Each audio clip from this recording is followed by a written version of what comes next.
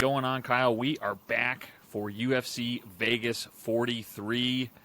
Ketlen Vieira is taking on Miesha Tate. It's going to be a great card. First, let's do a quick recap of the betting card for last week. I know we absolutely fucking crushed it, but what were the final results?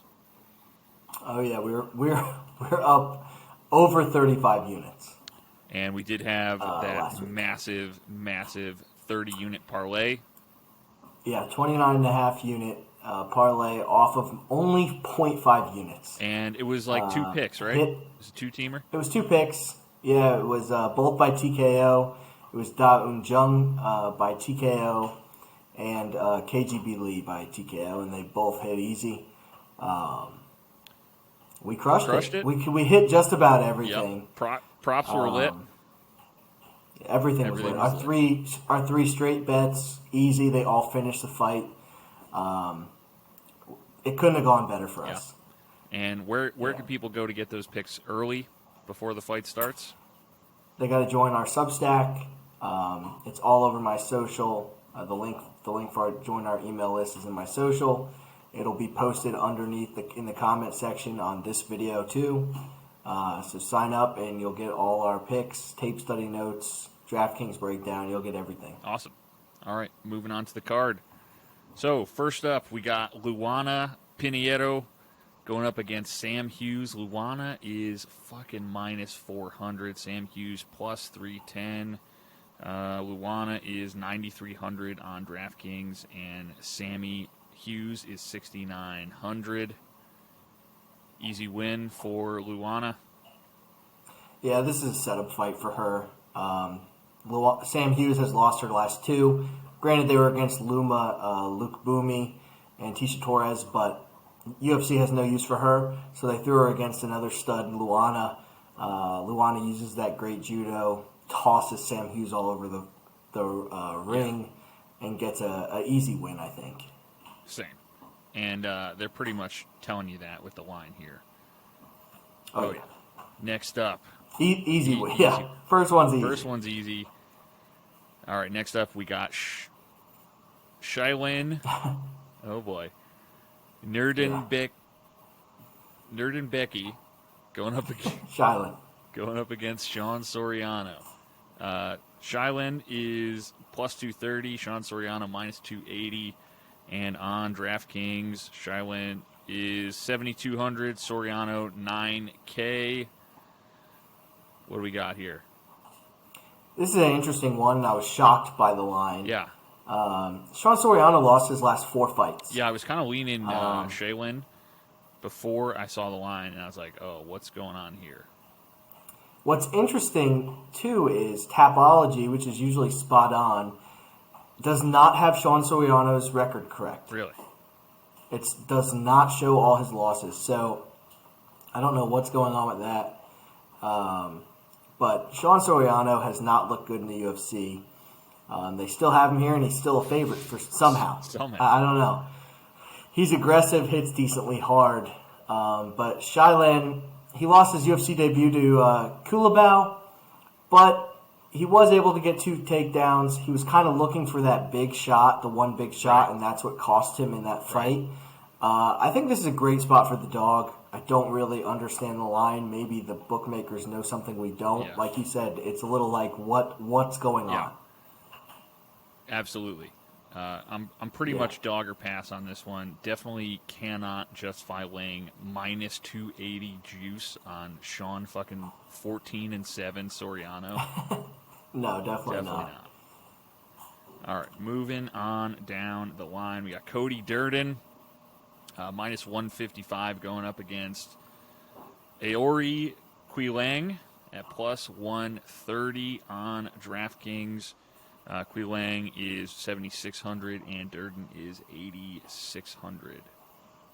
Yeah, we're finally at a great fight. Yes. This is the first really good fight of the night. Yep. And Cody Durden, he's your perfect like meat and potatoes kind of guy. Grinder. Fights at ATT. His first fight in the UFC was against Chris Gutierrez, which he's a monster. Fought him to a draw. Was able to get some takedowns on Gutierrez. Kind of faded late. Yep. And his next fight was against Jimmy Flick. He was dominating Flick early, almost got a finish, and then just got caught. He got caught in a flying triangle choke by Jimmy Flick. The dreaded flying triangle.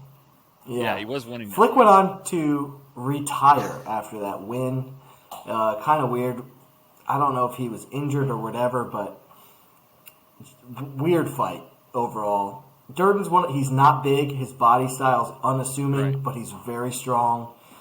He gets takedowns easily in every fight. His striking's coming on the way, too. And he's going against Aori, who is a beast. He took on Jeff Molina in his first fight. That's a tough one. And it was an amazing fight of the night. They both got 50K. Aori, after the fight, said that his cardio was not on point. His coaches were not able to travel with him for that fight because of COVID and everything. And he said he feels like his performance was so-so, and he's going to get a knockout in his next fight. Cody Durden's wrestling could be a big advantage here, but Aori doesn't have bad wrestling himself, and did shoot and get takedowns on Molina. I think Aori might have a little more power than Cody Durden. It's an interesting fight, and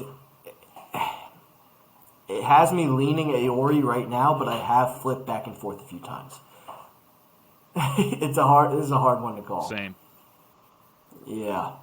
I think this might just be let's watch it. And next up, we have Terrance McKinney going up against Faraz Ziam, and this one is a pick'em. And let's see what we got here on DraftKings. So this is actually interesting in that Terrance McKinney is 8,400 on DraftKings, and Ziam is 7,800. So a little bit more of a discrepancy than the line would indicate on DraftKings. What do you think about this one, Kyle? I kind of am leaning McKinney just because he's got freaking massive power in his hands. Yeah, I'm siding with you and DraftKings on this. Love hearing what McKinney's been saying heading up to this fight. His former wrestling coach was Michael Chiesa back in high school, and he credits Chiesa with getting him into mixed martial arts. And he's pumped to be sharing the fight card with him. McKinney is super dangerous, hits really hard. He folded Matt Frevola in half. Right away in their fight. He was on Dana White Contender Series. He lost to Sean Woodson by flying knee. But if you rewatch that, he was beating the shit out of Sean Woodson before that happened. He then got caught in a choke by Derek Minor in round one. Yep. I mean, that's what Derek Minor does. He chokes you out. He chokes you out in round one, or he loses. McKinney does have that wrestling background. He did train with Michael Chiesa. And he's got power for days. Whereas Faraz Ziam is more of your point fighter. He fights safe. He's only 24 years old, but he fights like an age veteran. And he has fought some tough guys. He was in there with Luigi Vanderamini and Malarkey. He beat both of them. They were both very close fights. He was rocked and hurt really bad by Vanderamini in his last fight. He has good takedown defense, likes to use that little inside leg kick to keep opponents at range. I think Terrance McKinney finds the chin of Faraz. It only takes one with Terrance McKinney.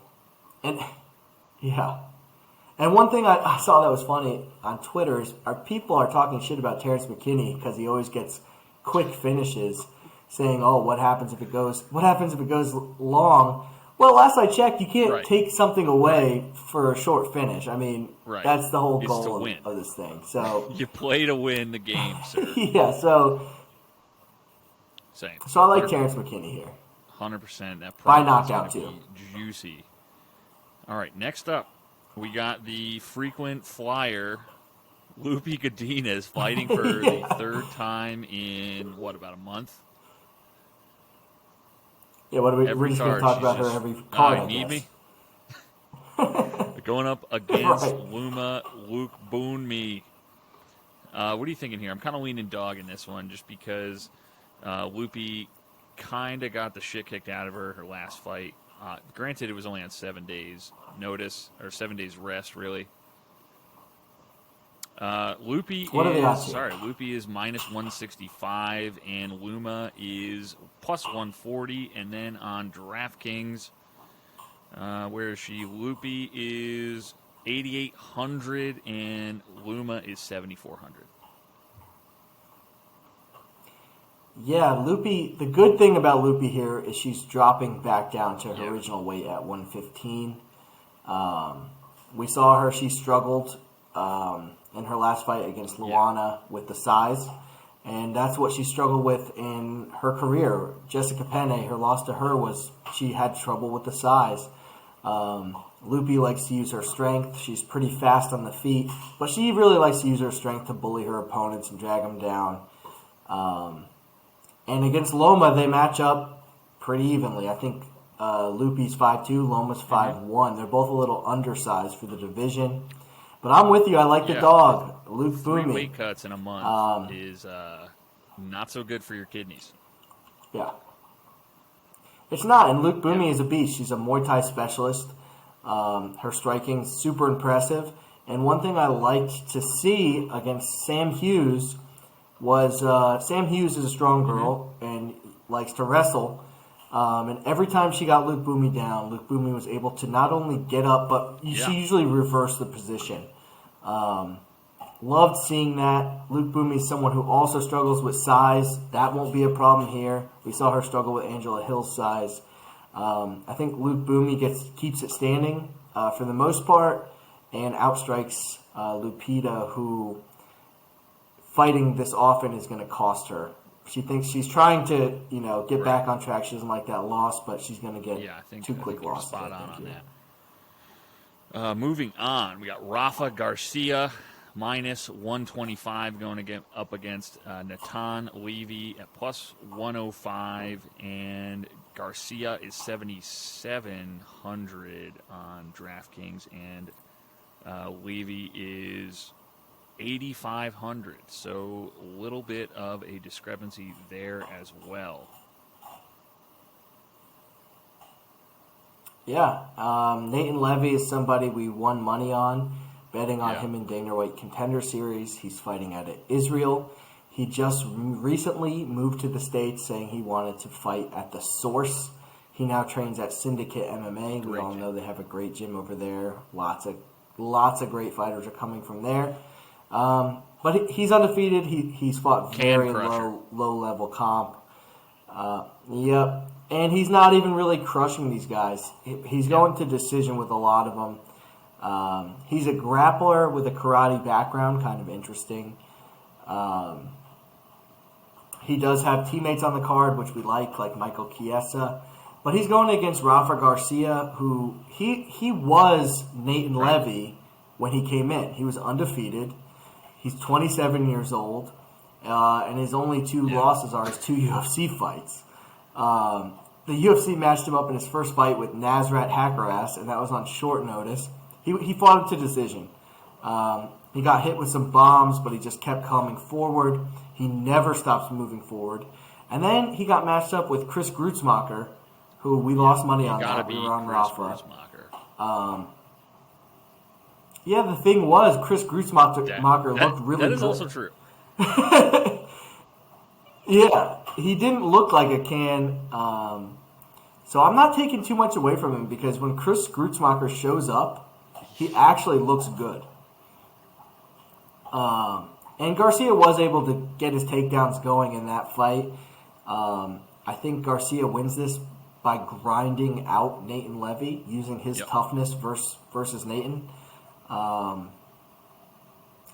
I saw him did a little Instagram stalking, and Rafa Garcia has been training with Justin Gaethje.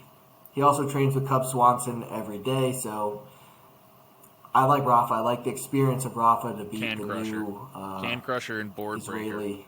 Breaker. Yeah, right. Give me the dog. So give me the dog again. All right, moving on. Almost to the main card now. We got the featured prelim in Pat Sabatini, minus 135, going up against Tucker Lutz, plus 115.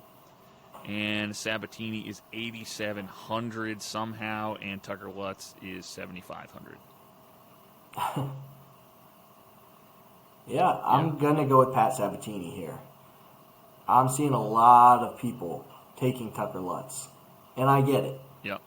He's 12-1, Dana White Contender Series product. He had to win on the show twice to get in the UFC. He didn't finish either guy on Dana White Contender Series. And his first fight was against Kevin Aguilar. It was a really close fight. He's a smart fighter. He doesn't push the pace. He looks to counter. He plays it safe sometimes. And he can mix in takedowns. He's always in great shape. He's real thick. He actually trains at like an unknown gym. And he states that there's going to be, he's like, oh, we have a sick gym, just no one knows about us. There's going to be tons of us in the UFC. You'll see. Well, we haven't seen it yet. And he's going against Pat Sabatini, who is a tank. Absolute strong grappler. Gets you down. You're fighting for your life. He got rocked in his last fight against Emmers. We were all over Emmers in that fight. Emmers rocked him. Decided to go to the ground with Pat Sabatini. Yeah. Mistake. As soon as Pat Sabatini recovered, he grabbed that ankle and ripped his knee apart. Not only did he take him to the ground, he tried for a leg lock against the fucking leg lock master, and Sabatini just reversed it, and then was like, "Oh, you're gonna do that? You're gonna fuck on me?" Right, exactly. Yeah. So Pat Sabatini's Division I wrestler. We said Tucker Lutz can wrestle. Right. He wasn't Division I. And not only is he a Division I wrestler, he now has a black belt in BJJ. He hits hard, dominated Sean Connolly everywhere, and showed that he can, if he gets hit hard, he can recover. Same. I like Pat Sabatini here. I think Tucker Lutz gets a loss. Yeah. I think he goes decision, too. I think Pat Sabatini is probably going to be a really good DraftKings play, too, because he's probably going to get a billion takedowns on him, and there's the submission threat. Yeah. All right, moving on. We got Davey Grant, plus 240, going up against Adrian Yanez, minus 300. And where is he? Cousin Davey is 7,100 on DraftKings, and Yanez is 9,100. I think Yanez kicks the shit out of him. Yeah. I do, too. Davey Grant is somebody we've disrespected a little bit before. I did not think he would beat Martinez, and he knocked him out. Went to decision with Marlon Vera. Vera's super tough. He might have won round 1 against Marlon Vera, but I feel like everyone wins round 1 against Marlon Vera. Vera kind of... Yeah, he is. He's super strong. Davey Grant, super strong. Hits hard. He's always coming forward, and that is something that Adrian Yanez has noticed. And Adrian Yanez said, "Yeah, I like the fight against Davey Grant. He always comes forward. That means the knockout's going to present itself. I'm going to knock Davey Grant the fuck out." And he also said, "If Davey Grant could take the punches, I'll just put up Max Holloway numbers." He said, "That's what I want to do." He said, "I'm super technical. Davey Grant is not technical." He said, "The technical fighter always wins." So Adrian Yanez, I like that he's talking about technique. And one thing that really impresses me with Yanez is he's one of the best fighters I've seen at making in-fight adjustments. He was losing to Randy Costa in round 1, getting picked apart by the jab. He goes to his corner and finishes Costa in round 2. He just timed that jab. He's so good. He's so technical, like he said. I see him knocking a 35-year-old Davey Grant out. Yes. We're going to take that prop, too. Props are lit. All right, moving on. Yep. Taila Santos, minus 360, going up against JoJo Calderwood. And Taila is 9,200. JoJo is 7K. Easy fight. Easy fight. Taila Santos by TKO round 2. She smothers Joanne, who will be the smaller fighter, not as good wrestler. Santos has looked really good, really like the stuff that she's been saying. And Joanne Calderwood actually is Joanne Wood now. She's married. Ask you if she changed her name. That is also... She lost the Calder. That's also hilarious that she married someone with the last name Wood. Coming from Calderwood. Yeah. Yep. But yeah, I like Taila Santos, easy win, I think. Right. Moving on up. We have another pick'em on the card. Rani, Yahya, -110, going up against Kang Kang, also -110. Oh, yeah. Kang is 8,200. Yahya is 8K. What do you think? I have absolutely no fucking idea about this one. Yeah? I'm all over Kang. Yeah, I think Rani Yahya, I've been trying to fade this guy. Yeah. And it's burned me a few times. He's a submission specialist. If he gets you in a submission, especially round one, he's strong as hell and knows what he's doing. I mean, he's a black belt. He's one of those one-trick pony kind of guys. He also swings really hard. But the interesting thing with Rani Yahya is he's only 36, but he fights like he's 50 years old. And he also looks like he's 50 years old. I don't know what's going on with this guy. I think he's one of those Brazilians that lied about his age. But Kang hasn't fought in 3 years. Yeah. But he's really good. He goes to split decision a lot with guys. He's a very good wrestler, good grappler. I expect him to be way faster than Rani Yahya on the feet. I don't think he gets hit with one of Rani Yahya's clubs, and I don't think Rani Yahya subs him. Really like Kang in this spot. Yeah.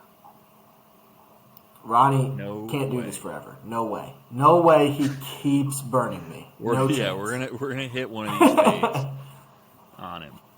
All right, next up we have another fairly close one in terms of odds. We got Michael Chiesa +135 going up against Sean Brady -160. Chiesa is 7,300 and Brady is 8,900 here. Yeah, this is a close fight. Sean Brady's undefeated.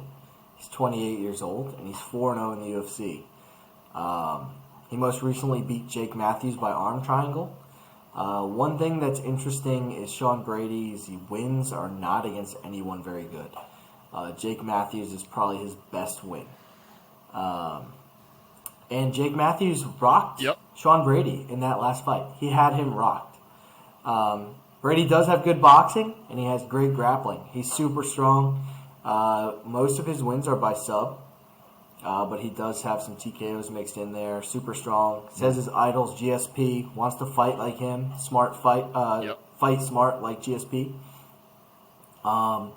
He's going against Chiesa, who's former tough winner, been in the UFC I thought he was forever, like 48 years old. He's only 33. I know. And he's got wins over Jim Miller, Beneil Dariush, Carlos Condit, Diego Sanchez, RDA, and Neil Magny. He's huge for the welterweight division. Very big guy.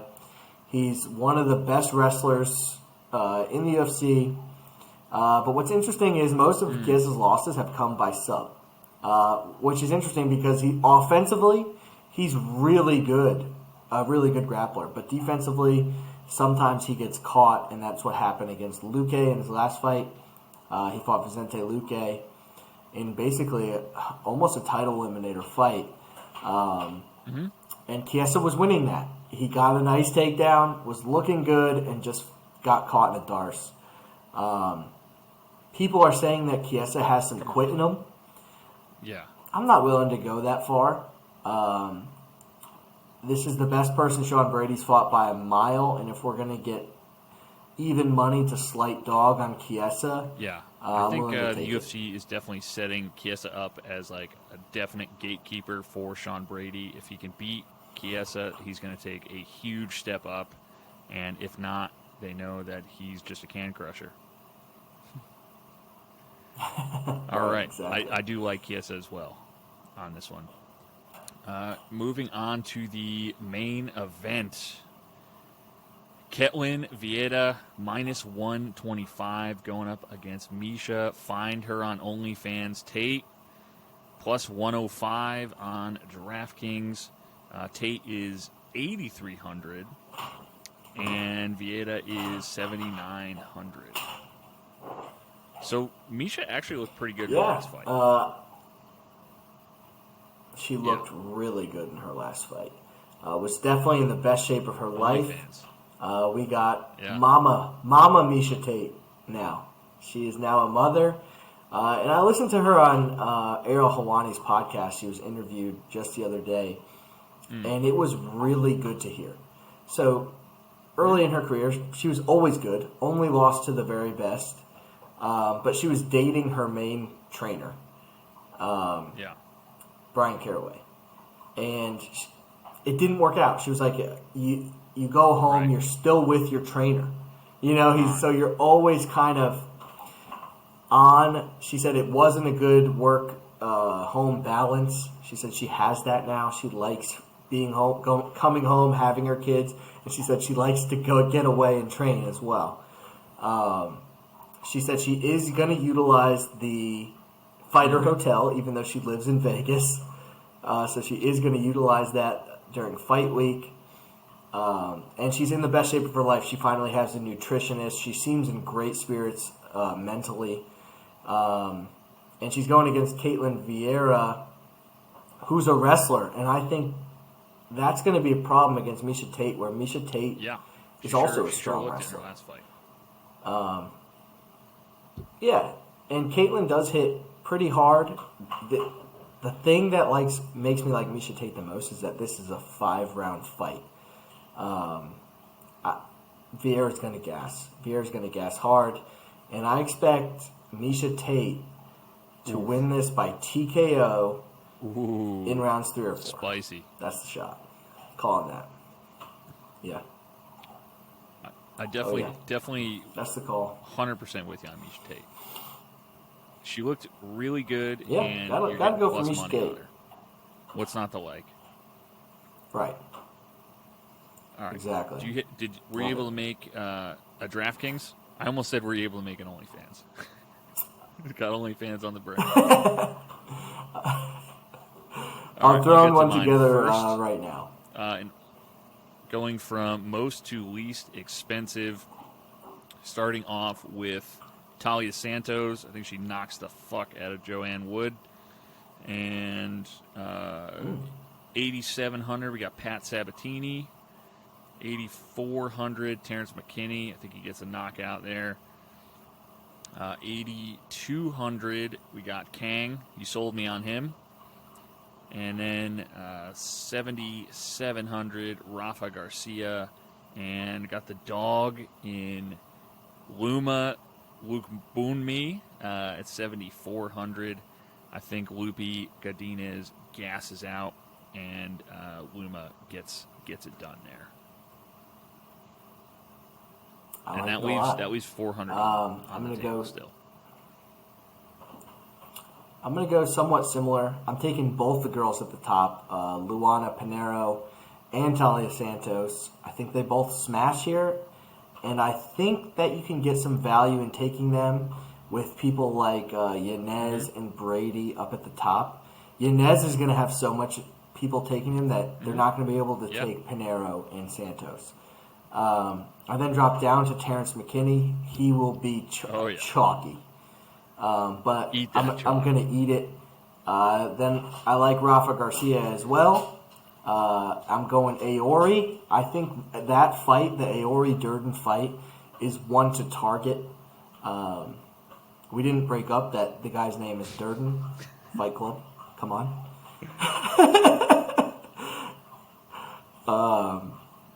The fact that his nickname just isn't Tyler is messed up.